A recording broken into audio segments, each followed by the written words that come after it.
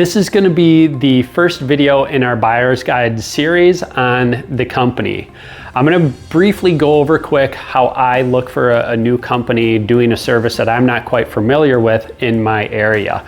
And a lot of times, as well as a lot of people that I know, you typically go to Google first. Within Google, I'm going to search for whatever that is, floor coatings company near me, pressure washing company near me. I'm going to go to Google first. And within that, I'm going to look at a tight radius around my area because I personally like to shop with more local companies that might be doing the work that I need done. Within that, I typically don't look at the sponsored companies in Google because I know that you have to pay for that, and I like more of the organic side. So I'm going to scroll down and look at more of the organic search results, a little bit lower than those sponsored ads, as well as looking at Google Maps to see kind of where they're located. The second thing that I'm going to be looking at there is the reviews, and I'm going to read through those reviews and see.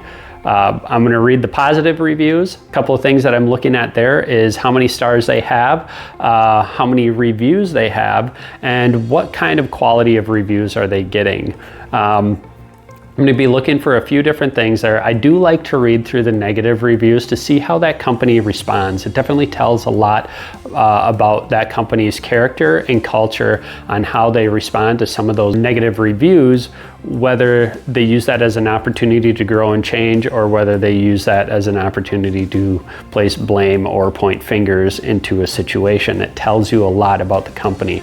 The next thing that I'm going to do is probably look at Facebook or even contact a local friend. Is like, hey, have you heard about these guys?